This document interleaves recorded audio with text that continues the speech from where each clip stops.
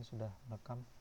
Nah, jadi untuk perkuliahan hari ini kita akan eksperimen atau kita akan kaji terkait dengan sistem pakar yang berbasis Android ya. Jadi sebelumnya kita sudah membahas sistem pakar, tapi dia berbasis website ya kalau nggak salah kemarin itu. Nah, kita akan bahas sistem pakar yang menggunakan Android ya, Android Studio. Di sini kita akan menggunakan Android Studio untuk membuat aplikasinya. Dan Android Studio ini nanti kita bisa komersilkan ya aplikasinya, kita bisa upload ke Play Store dan lain-lain.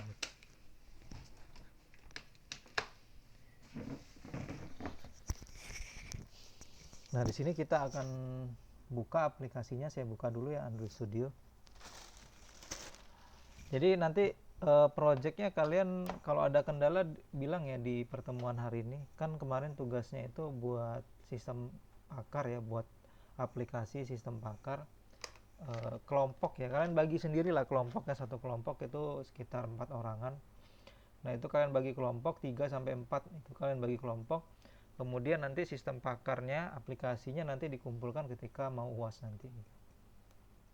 Nah, untuk terkait dengan sistem pakarnya itu kalian bebas ya mau pakai versi sistem pakar yang menggunakan berbasis website atau dia berbasis Android.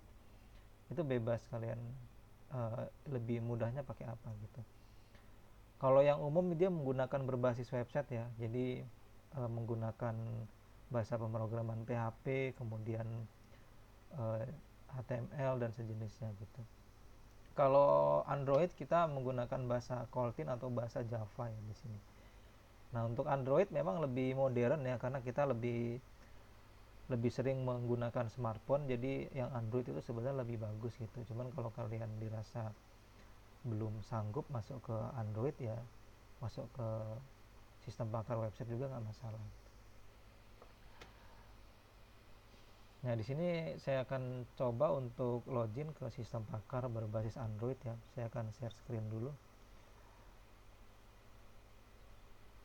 Nah, ini tampilan dashboard awalnya ya untuk Android Studio.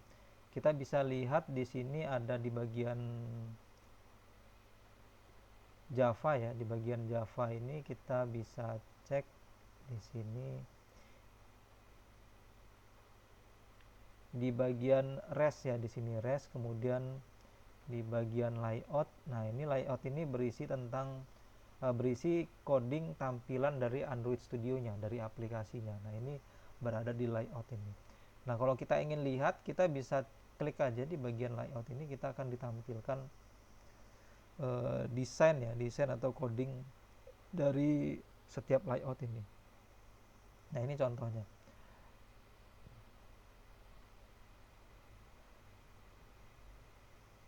Activity main ini adalah bagian tampilan dashboard utama ya di sini.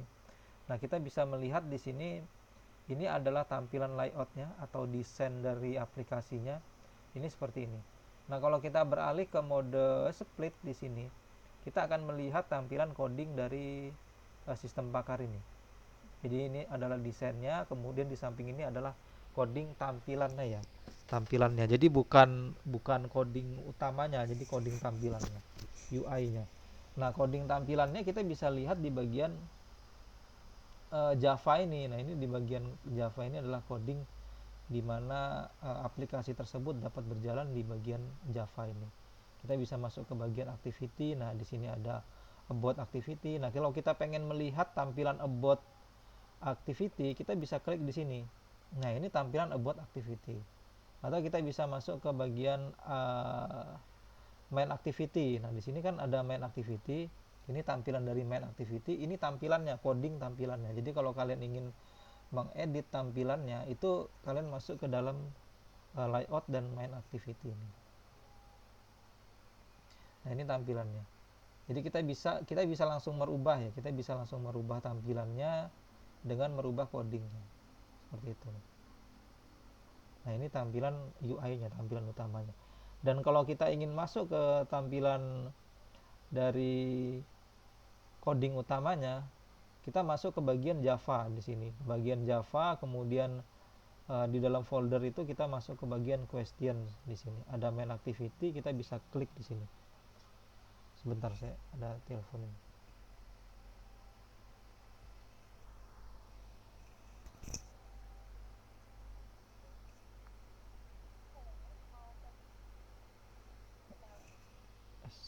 Siapa sih?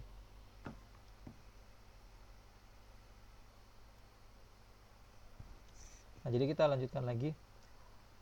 Di sini ini sampai di JavaScript ya. Apa sih ini? Halo? Iya.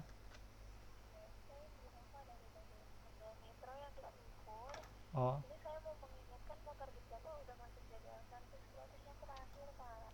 Iya, nggak ada kendala kok di motornya, cuman platnya aja yang belum keluar.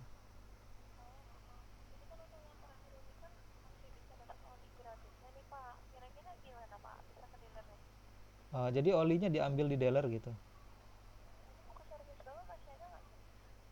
Masih kelihatannya masih ada. Tapi kalau nggak ada buku servis apa bisa?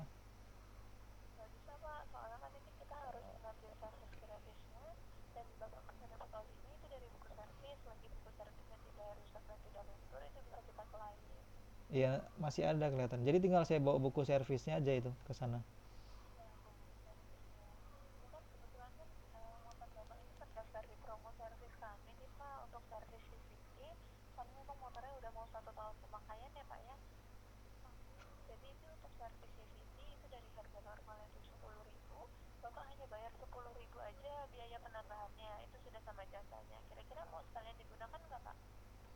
Eh, itu yang di servis apa?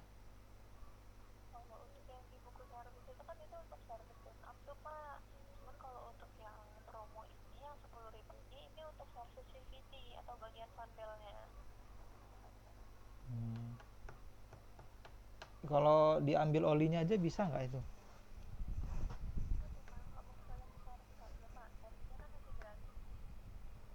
Itu cuman bayar 10.000 aja.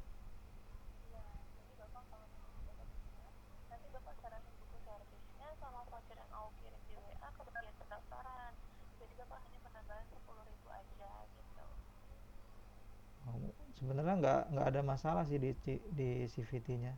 Kalau diambil olinya aja bisa.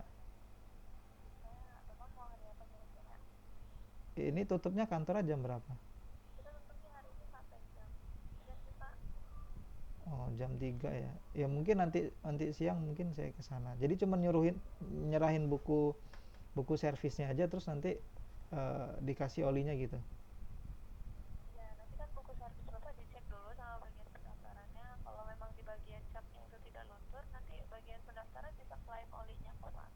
Ya, nggak lama kan itu prosesnya.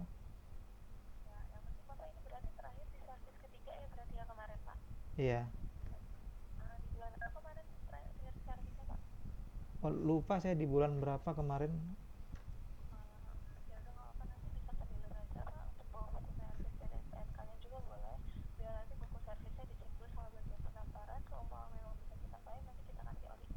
Iya. Iya.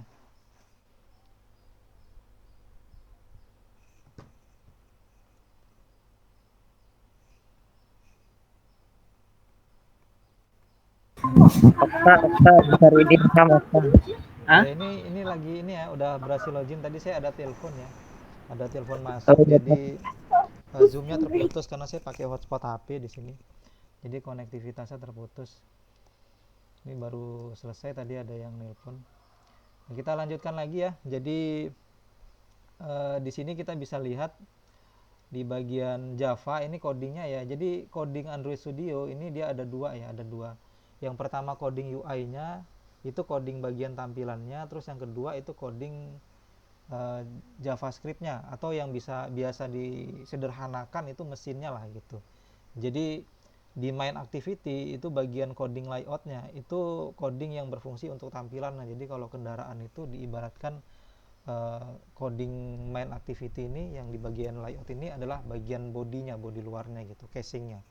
Nah, kemudian JavaScript ini berfungsi untuk coding mesinnya gitu yang menggerakkan kendaraan tersebut gitu. Jadi utamanya gitu, coding utamanya. Nah, ini saling saling terhubung ya, mereka saling terhubung. Jadi ini coding interface-nya yang menghubungkan antara sistem tadi ke si pengguna tadi, UI-nya gitu. Ini di bagian layout ini. Jadi kalau kita mau melihat tampilannya, kita klik A muncul B, itu di bagian coding JavaScript-nya di main activity-nya. Itu yang kita setting di situ. Nah, nanti kita akan kaji lebih jauh terkait dengan fungsi-fungsi dari coding dari main activity ini ya. Nah, kemudian kita bisa lihat juga di sini ada data ya. Data ini berisi ikon-ikon yang digunakan di dalam aplikasi Android ini, di dalam sistemnya. Termasuk di bagian min map ini juga berfungsi untuk menambahkan ikon-ikon. Misalkan di sini ada ikon launcher ya, kalau kita klik 2 kali. Nah, ikon-ikon ini ikon logo ya. Jadi misalkan logo dari aplikasi Android itu ingin kita desain seperti apa logonya. Nah, itu kita masukkan ke IC Launcher ini. IC Launcher ini untuk kita mengedit logonya. Jadi misalkan kalau kalian sering buka aplikasi HP itu kan ada namanya ada logo ya, logo desain aplikasinya. Nah, itu bisa kita setting di Android Studio nih. Kita tinggal upload aja logonya, tapi ukurannya harus kita sesuaikan ya, sesuai dengan di Android Studio ini. Nah, ini juga value ini adalah untuk setting colornya, warnanya ya di sini. Ini bisa kita setting di sini. Misalkan untuk bagian tampilan luar warnanya seperti apa. Nah, kita bisa setting di sini warnanya. Bisa dirubah di sini. Selain kita bisa rubah di main activity-nya, kita juga bisa rubah di bagian value-nya di sini. Stylenya di sini kita bisa setting terkait dengan fontnya dan lain-lain, itu kita bisa setting di sini. Untuk font ininya ya, font tulisannya. Nah, itu kita bisa setting di situ.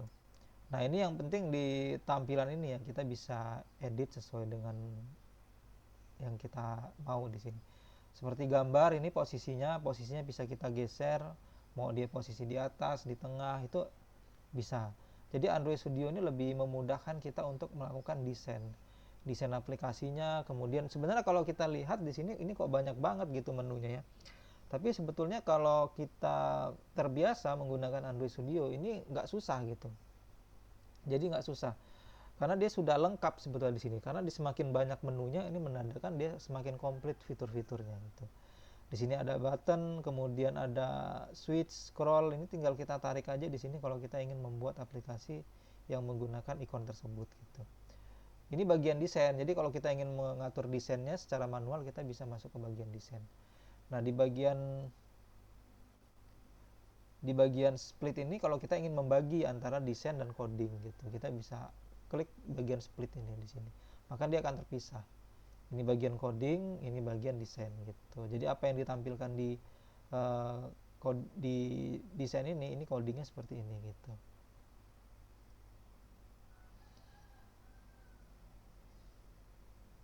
Nah, di sini kita bisa lihat tulisannya aplikasi diagnosa TBC dan bronkitis ya.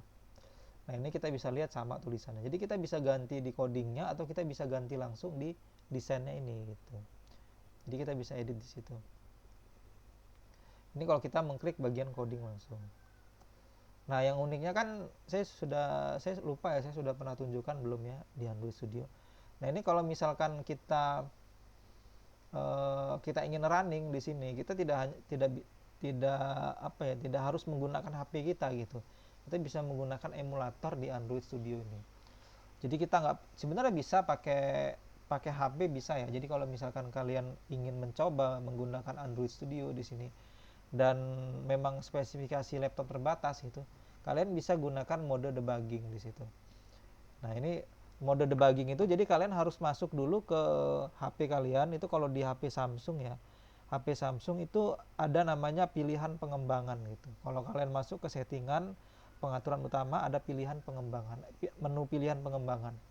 Nah, menu pilihan pengembangan itu tidak akan muncul kalau tidak kalian aktifkan di situ. Ada di setiap HP itu ada menu pilihan pengembangan. Cuman istilahnya beda-beda ya, tidak hanya pilihan pengembangan, misalkan develop apa gitu di situ ada. Nah, itu harus kita aktifkan di situ. Kalau di Samsung, saya nggak pernah ya pakai HP selain Samsung. Jadi kalau di Samsung itu yang saya tahu kita bisa masuk ke bagian tentang ponsel, kemudian informasi perangkat lunak di situ. Nanti ada namanya versi kernel kalau nggak salah. Ya, versi kernel itu diklik beberapa kali, sekitar 4 atau 5 kali klikkan, nanti baru nanti menu pilihan pengembangan itu bisa diaktifkan gitu. Jadi kalian lihat aja di YouTube banyak gitu cara mengaktifkan menu pilihan pengembangan gitu. Karena menu itu tersembunyi gitu. Jadi kalau nggak diaktifkan, banyak orang yang nggak tahu cara mengaktifkannya. Nah, sementara mode debugging itu ada di dalam menu pilihan pengembangan itu gitu.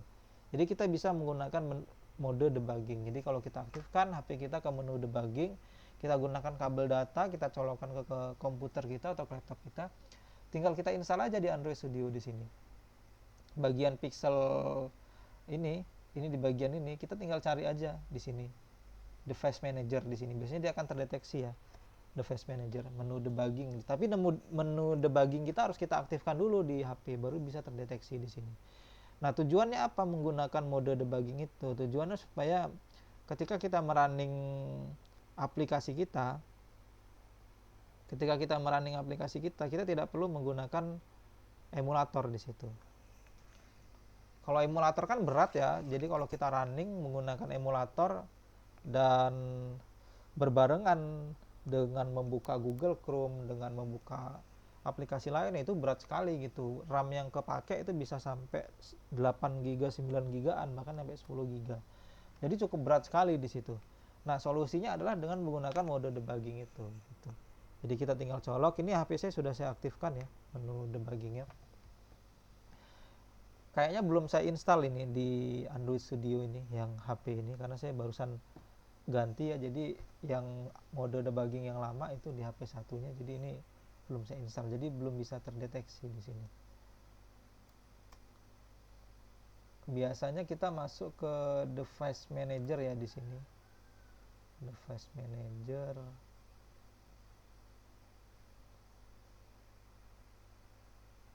Nah, ini karena belum saya daftarkan, jadi dia tidak terdeteksi ya di sini.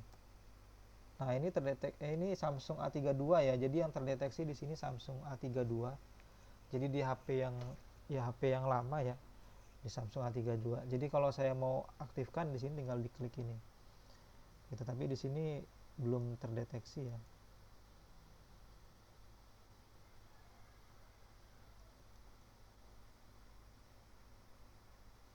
Dia harus diinstal dulu ini.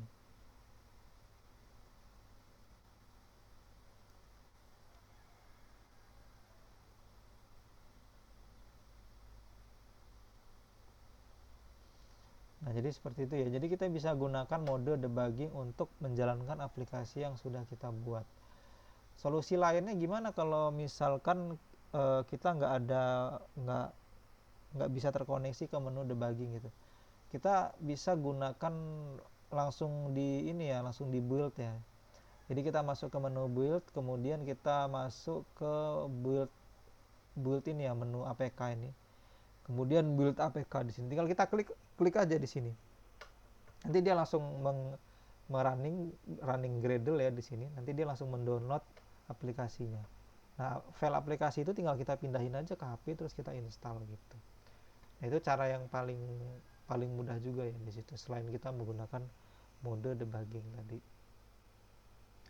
Nah, itu cara kita merunning kalau misalkan spesifikasi komputernya terbatas. Tapi kalau misalkan memumpuni untuk menjalankan emulator, itu lebih bagus lagi karena memang nggak perlu ribet-ribet kita untuk menjalankan aplikasi tadi itu. Nah, jadi itu keunggulan kalau kita menggunakan Android Studio.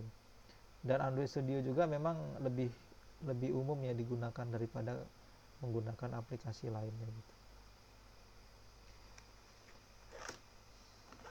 Jadi itu ya untuk projectnya. Jadi kalian sudah paham ya, nanti di akhir UAS nanti kalian kumpulkan tugasnya membuat sistem pakar. Itu sistem pakarnya jangan sama ya, itu kan misalkan kalian bagi satu kelompoknya itu sekitar 4 atau 3 orang. Nah, itu dibagi, kemudian nanti kalian buat sistem pakarnya, kalian harus diskusi ke kelompok lain, jangan sampai sama gitu sistem pakarnya.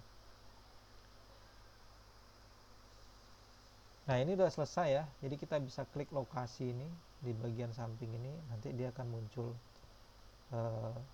apa namanya, aplikasinya tersimpan di mana gitu, di bagian locator. Tinggal diklik aja di sini. Ini sudah terdownload ini. Setelah diklik kita langsung tinggal install aja aplikasinya. Nah kalau kita laptop kita mumpuni, kita jalan pakai emulator, ini kita bisa langsung running aja pakai emulator gitu.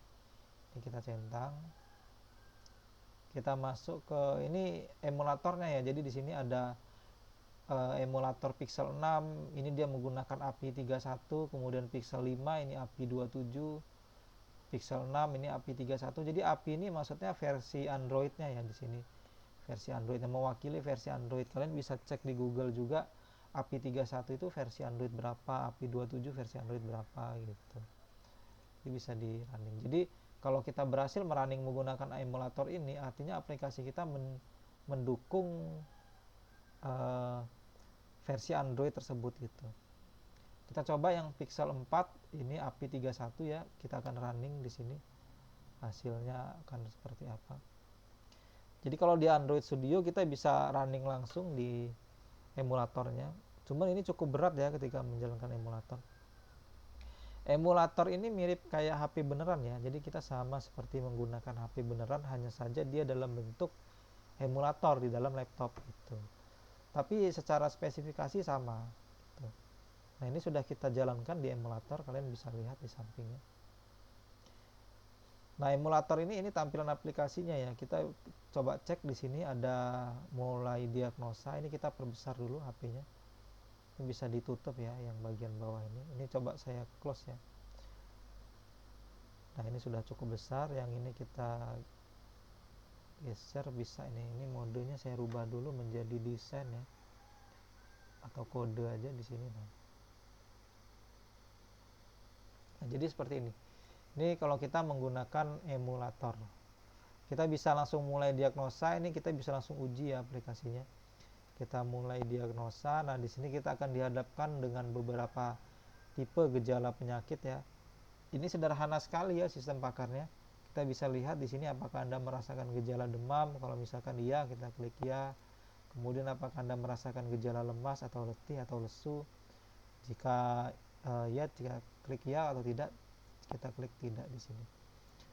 Cuman di sini hanya sedikit ya pertanyaannya, hanya 3. Sistem pakar harusnya nggak seperti ini gitu. Sistem pakar lebih bagus kalau pertanyaannya semakin banyak, semakin detail gitu, sehingga kesimpulan akhirnya akurasinya akan lebih tinggi gitu. Nah di sini apakah Anda merasakan gejala batuk? Kalau iya kita klik ya. Kemudian bisa kita klik lanjut untuk mendapatkan kesimpulan akhirnya. Gejala yang Anda pilih adalah sebagai berikut. Anda merasakan gejala demam, kemudian Anda tidak memiliki penyakit TBC di sini gitu. Jadi ini apa namanya, kesimpulan akhirnya di sini dari pertanyaan-pertanyaan yang kita isi tadi. Ini sistem pakar yang benar-benar sangat-sangat simpel ya, karena pertanyaannya sedikit sekali di sini. Hanya 3. Sistem pakar yang bagus itu pertanyaannya detail gitu. Lebih spesifik, lebih banyak gitu. Karena semakin banyak pertanyaan dari sistem pakar, artinya algoritma yang digunakan itu semakin spesifik gitu, semakin detail di situ untuk menghasilkan kesimpulan akhir yang lebih akurat di situ. Nah itu yang bagusnya seperti itu. Cuman bedanya kan di sini pertanyaan lebih sedikit gitu. Itu yang jadi problemnya di situ. Nah itu bisa kita edit sesuai dengan yang kita inginkan. Nah ini persis ya seperti HP beneran. Di sini kita bisa lihat, kita klik home di sini keluar. Kita bisa melihat di sini ada informasi TBC. Informasi TBC kita bisa baca di sini, informasi TBC seperti apa. Nah, bagaimana cara mengeditnya di sini? Informasi TBC kita bisa lihat di sini. Ini kira-kira yang sesuai dengan gambar ini yang mana ya kira-kira? Kita bisa cek di sini. Di bagian desain ya di sini. Di bagian desain, question, ini pertanyaan ya. Bukan ini. Info, ini diagnosa.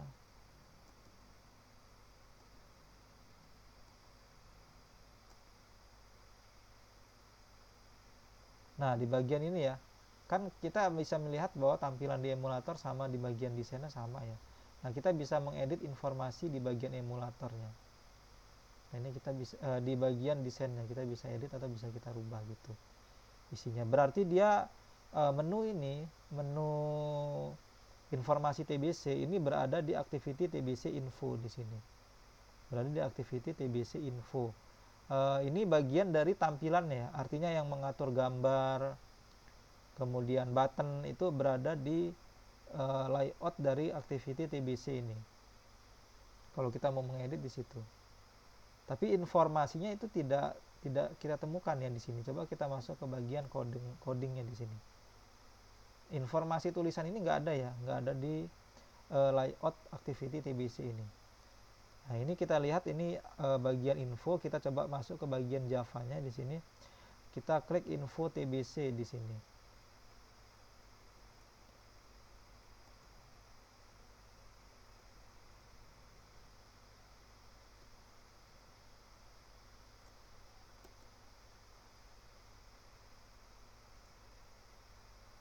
Nah, ini settingannya ya, dimana ketika kita mengklik tombol home, maka dia akan kembali, kita settingnya berada di info TBC ini gitu. Itu yang menyebabkan ketika kita klik home, dia akan kembali ke menu utamanya.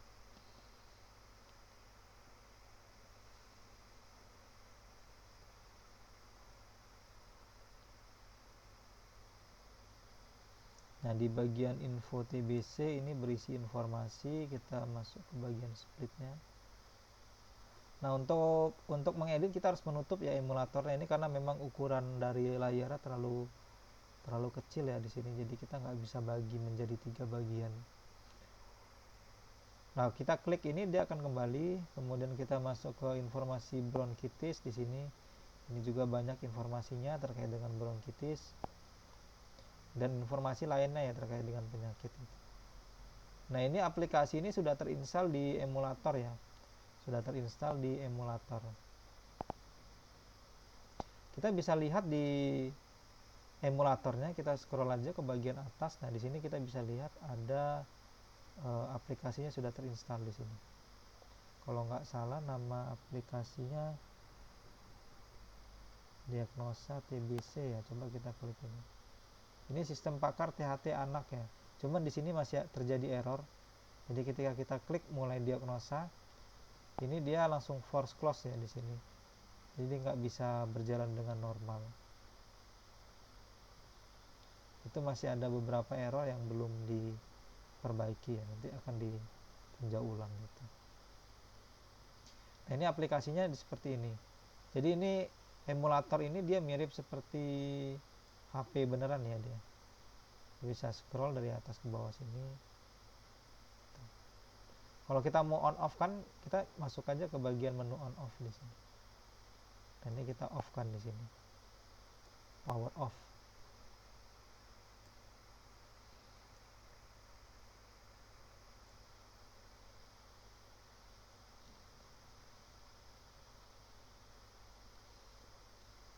Ini kita bisa klik. Ini agak macet ya di sini. Karena memang ukuran Android Studio ini ketika di running dia cukup besar gitu. Motornya. Jadi itu ya, kalau kalian menggunakan Android Studio kira-kira gambaran sederhananya seperti ini gitu.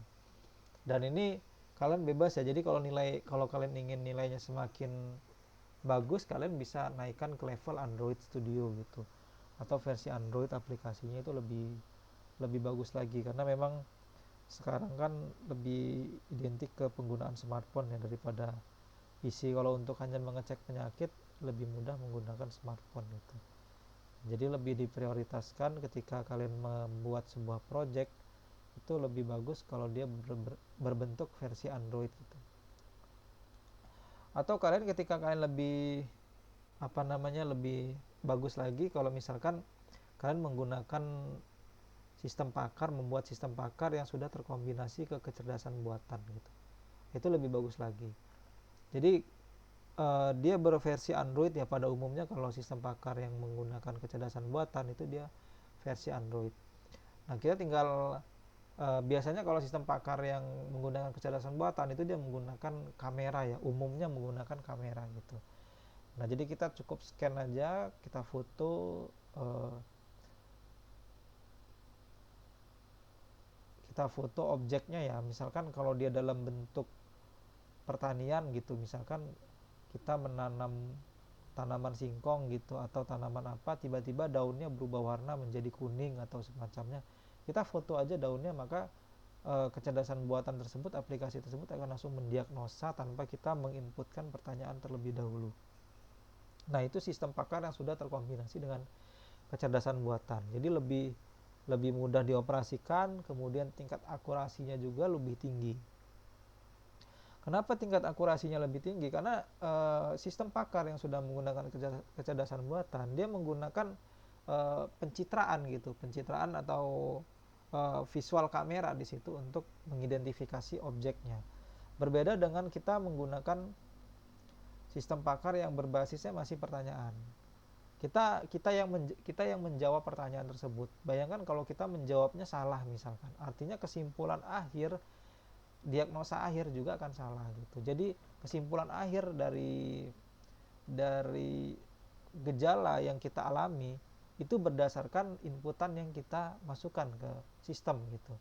Kalau inputnya salah, maka diagnosa akhirnya salah gitu.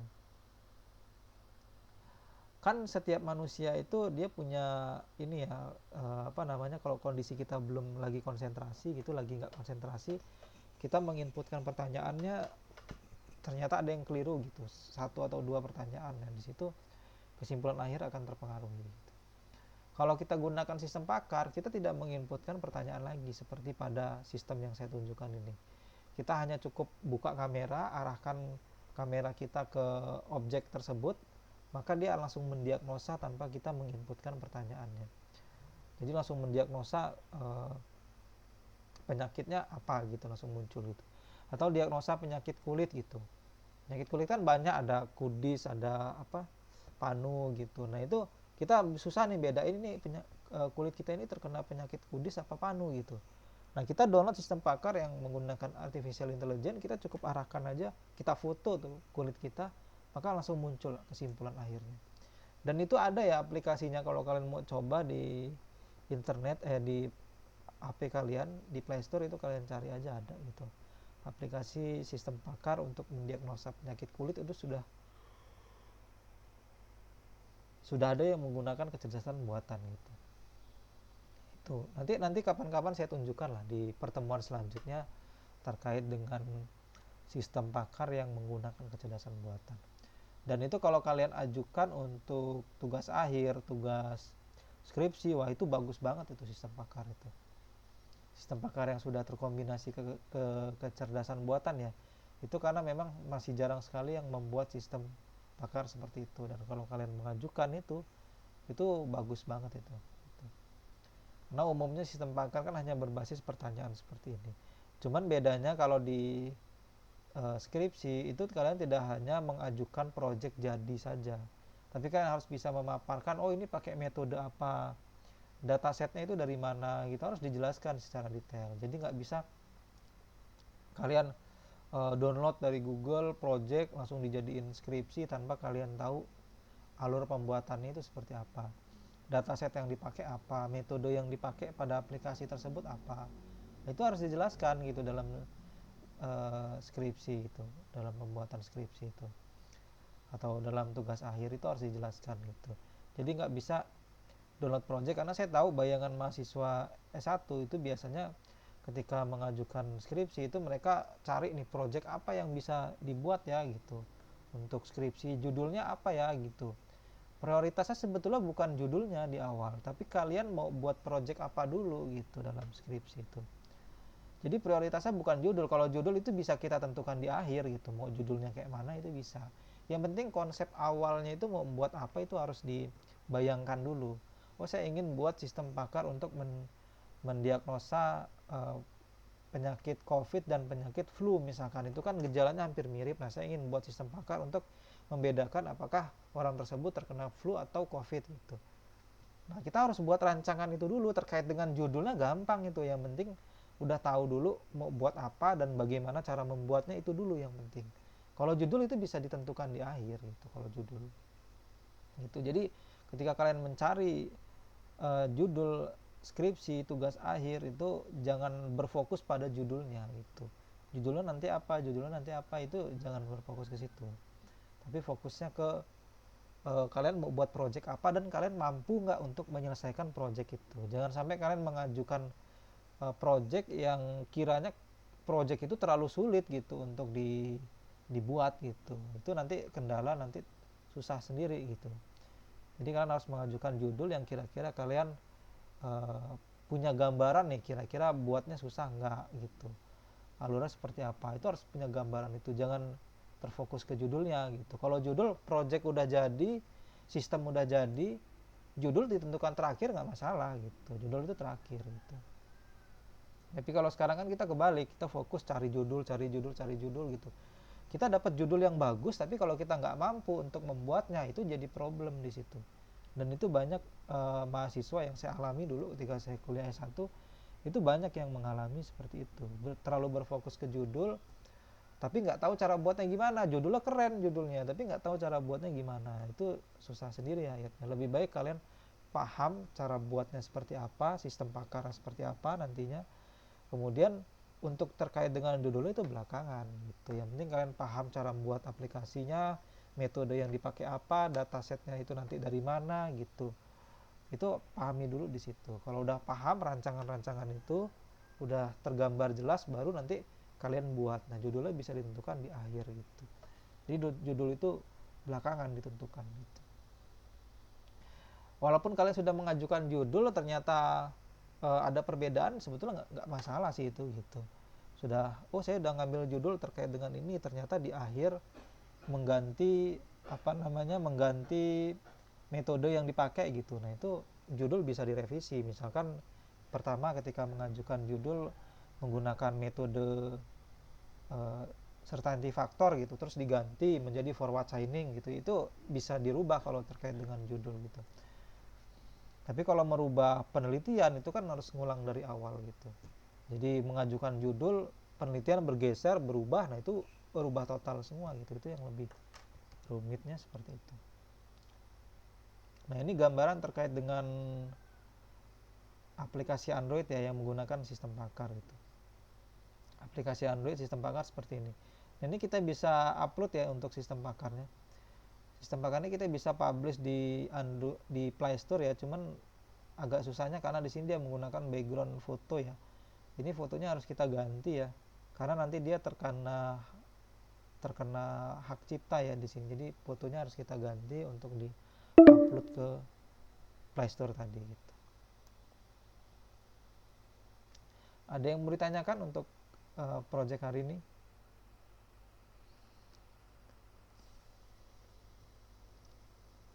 Itu nanti kelompoknya dibagi ya, kelompok kalian dibagi untuk membuat sistem pakar itu nanti di akhir di UAS nanti itu dikumpul gitu.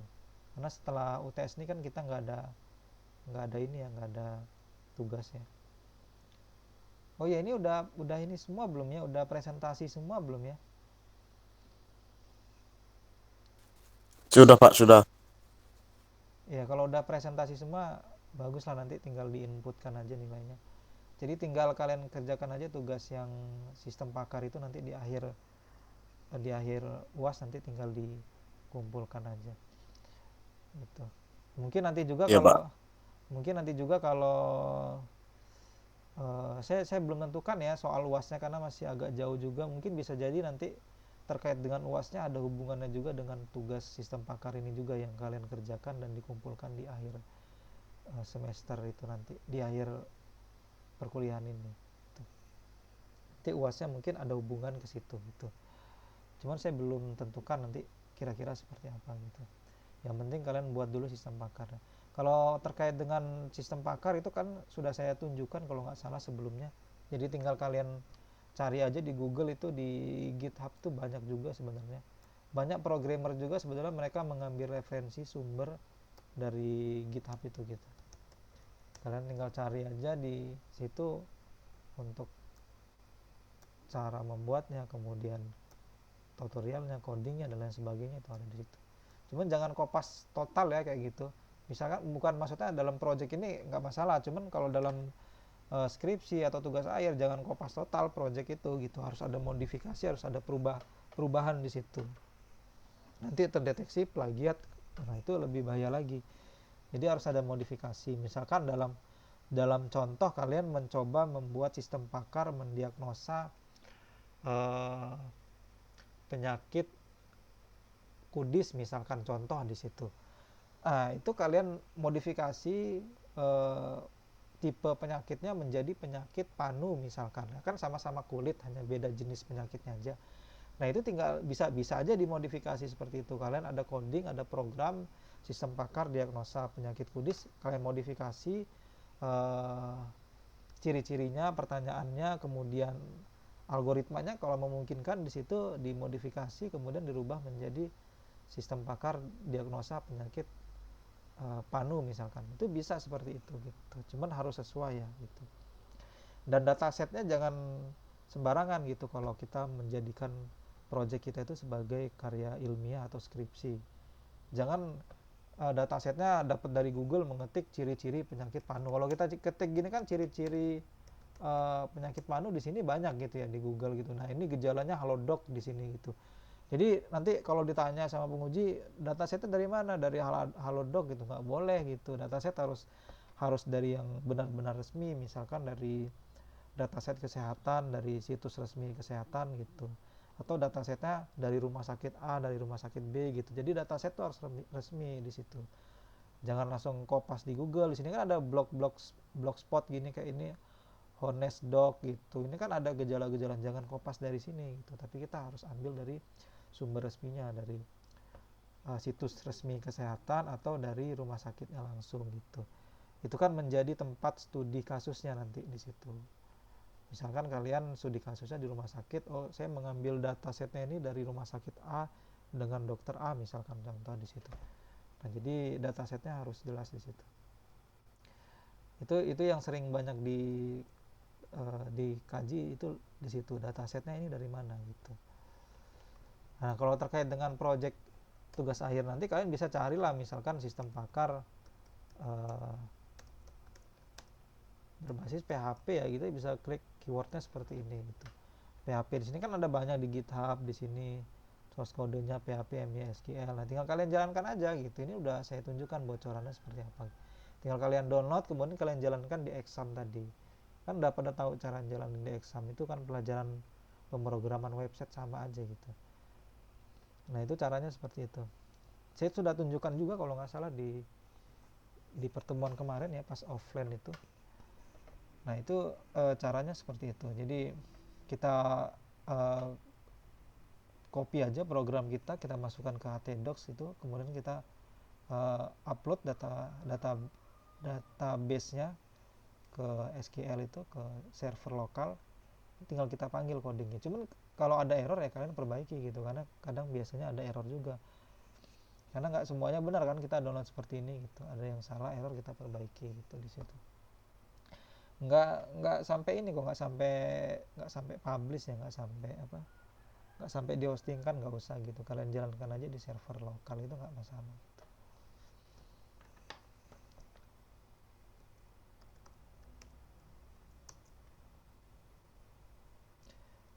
Ini saya rekam ya, ini mata kuliahnya, ini saya rekam, nanti kalian bisa lihat ulang. Kalau ada yang misalkan teman kalian nggak sempat masuk perkuliahan hari ini, bisa lihat di video, nanti saya akan upload ke YouTube, linknya saya kirim di grup, nanti kalian bisa lihat ulang.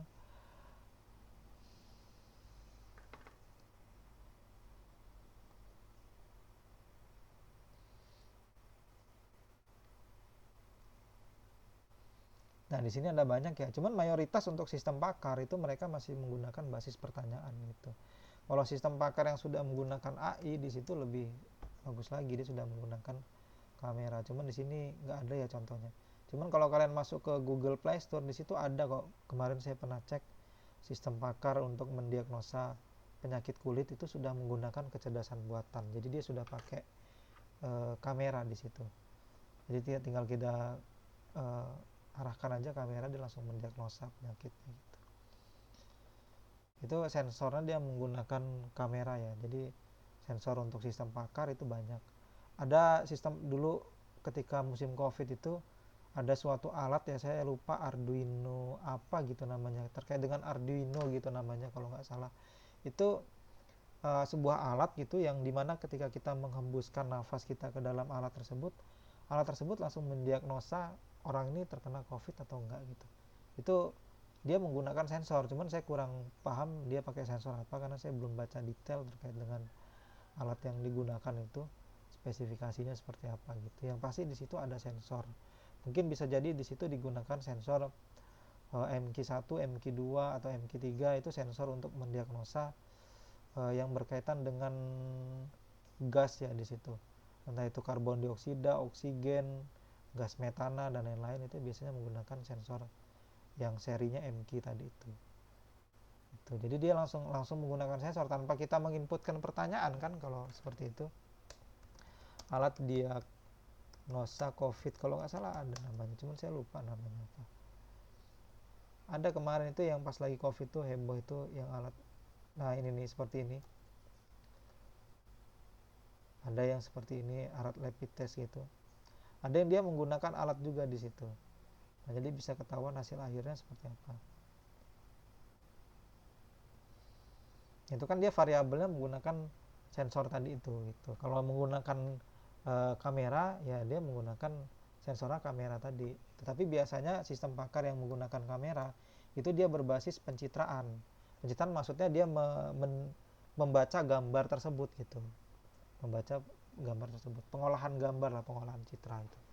Jadi dia membaca pola gambarnya, warna gambarnya gitu untuk mendiagnosa penyakitnya itu kira-kira apa gitu. Jadi pembacaan gambar. Nanti saya tunjukkan lah di pertemuan selanjutnya, saya coba tunjukkan terkait dengan sistem pakar yang sudah terkoneksi dengan kecerdasan buatan. Dan kita akan kaji lebih detail. Kalau sistem pakar yang berkaitan dengan pertanyaan tadi kan itu udah umum banget itu. Udah banyak yang mengajukan. Baik, ada yang mau ditanyakan terkait dengan kuliah hari ini?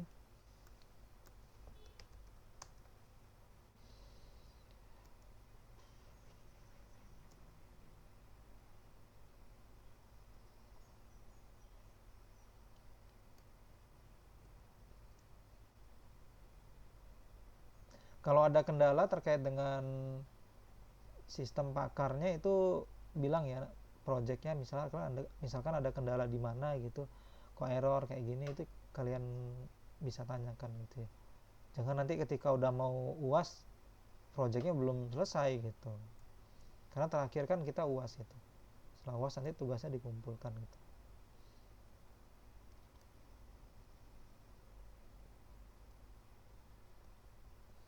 Jadi untuk materi besok kita akan kaji terkait dengan sistem pakar yang sudah tersinkronisasi dengan kecerdasan buatannya.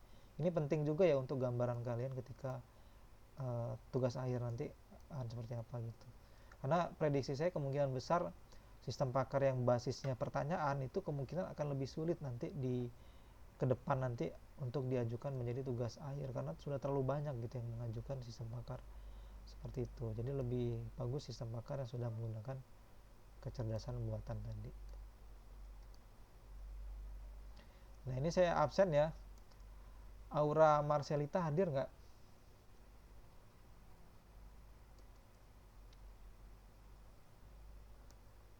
Ini di sini yang hadir 5. Nggak ada Pak, Aura Pak. Lagi tes Pak. Bintang Safitri Lagi tes juga Pak. lagi pada tes apa ini? Sertifikasi Pak. Kamu di Dharma Jaya. Izin aja. Dharma Jaya, iya. Oh iya, di Dharma Jaya. Iya. Muhammad Irfan.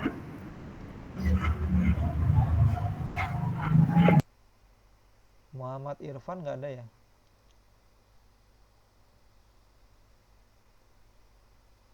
Jadi ini mereka yang tes sertifikasi itu langsung ke Dharma Jaya apa lewat Zoom mereka? Langsung ke Dharma Jaya Pak. Oh, didampingi sama dosen nggak apa sendiri?